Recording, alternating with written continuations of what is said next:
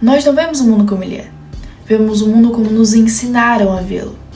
Como você enxerga o mundo, a sociedade, as instituições de poder como o Estado, a igreja, as relações românticas, as relações familiares, até mesmo como você próprio se enxerga.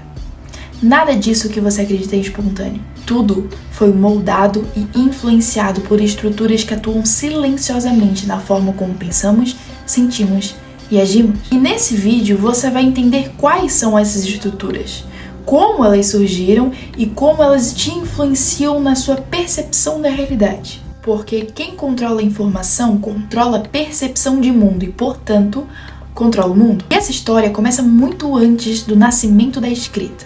Ela começa na pré-história. O que permitiu a perpetuação de grandes sociedades ao longo dos anos não foi a força física, mas a capacidade coletiva de acreditar em narrativas. Nas primeiras sociedades humanas, sobreviver significava exportar recursos escassos. E nesse cenário, surgiu as primeiras hierarquias sociais. Os indivíduos que conseguiam organizar os grupos, interpretar os fenômenos naturais e criar sentido para o desconhecido, passaram a ocupar posições de autoridade. Rituais e crenças não serviam apenas para explicar o mundo, mas também para organizar o comportamento coletivo, criar obediência, reduzir o conflito interno e manter as estruturas sociais estáveis. O medo do invisível se tornou uma das primeiras ferramentas de organização social. Muito antes da escrita, a consciência coletiva já era moldada por símbolos, narrativas emocionais e relações de poder. Mas tudo mudou quando a sociedade criou uma ferramenta que poderia atravessar gerações sem depender da memória humana: a escrita. Com o surgimento das primeiras civilizações,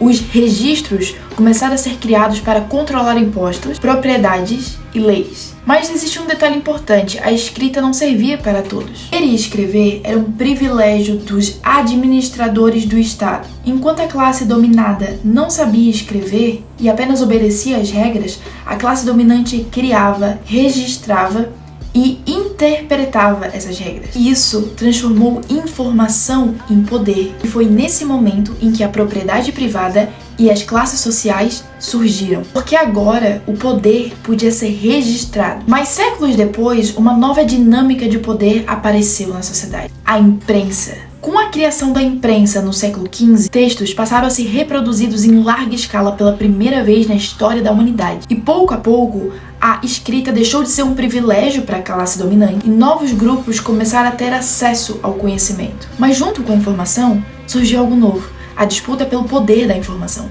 Porque quanto mais a informação se espalhava, mais perigosa ela podia se tornar para as estruturas de poder daquela época. E foi assim que surgiram os primeiros mecanismos de censura, perseguição ideológica e circulação da informação. Livros passaram a ser proibidos, autores perseguidos e determinadas ideias passaram a ser tratadas como uma ameaça à ordem social. A informação deixava de servir apenas como uma comunicação. Agora, ela também servia para convencer e manter a estrutura do sistema. Que antes era usada a força militar para isso, agora a informação detinha o mesmo tipo de poder e influência sobre a sociedade, através de narrativas capazes de convencer a classe dominada a aceitarem e defenderem os interesses da classe dominante. Mas a verdadeira influência coletiva aparecia séculos depois: a Revolução Industrial. Pela primeira vez na história, milhões de pessoas começaram a viver concentradas em grandes cidades, trabalhando em sistemas industriais que exigiam disciplina, produtividade e obediência em massa. O tempo passou a ser controlado, a rotina passou a ser padronizada e o comportamento humano começou a ser moldado de forma cada vez mais estratégica. Foi nesse período em que instituições como escolas, jornais, governo e principalmente grandes indústrias começaram a atuar de forma integrada na formação do comportamento coletivo. A mídia passou a influenciar em muito a opinião e o consumo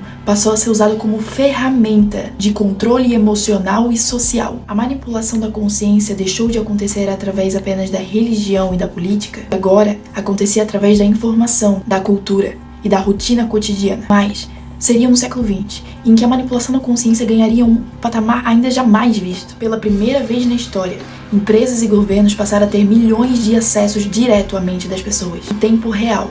A rádio levou narrativas instantaneamente para dentro das casas. O cinema transformou ideologia em entretenimento. A televisão começou a moldar os comportamentos, desejos, opiniões e padrões sociais. Tudo isso em escala global. A classe dominante, através do financiamento, além de deter o poder político e religioso, passou a deter os poderes do meio de comunicação e a financiar estruturas culturais capazes de proteger o próprio sistema. A informação agora circula rápido, mas também é cuidadosamente filtrada e direcionada. As empresas descobriram que podiam transformar insegurança em consumo, e o consumo deixou de ser uma necessidade e passou a se tornar uma identidade.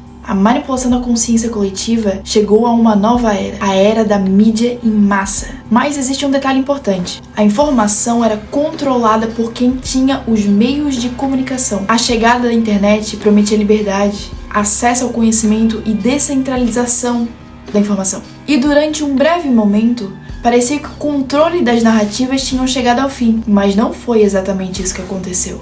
Porque, enquanto milhões pensavam que estavam livres para pensar e consumir, uma nova estrutura de influência nascia. Uma estrutura capaz de monitorar comportamento, coletar dados, prever decisões e direcionar conteúdos personalizados para cada indivíduo. A manipulação da consciência coletiva não desapareceu, ela evoluiu. E é exatamente sobre essa nova fase atual da história que eu falei no último vídeo do canal que eu já fiz. Como as redes sociais, o algoritmo e as Big Techs influenciam diretamente no que você consome e como elas são ferramentas de influência social mais poderosas já criadas na humanidade. Se tem alguma informação importante que você acha que eu esqueci aqui, coloca nos comentários.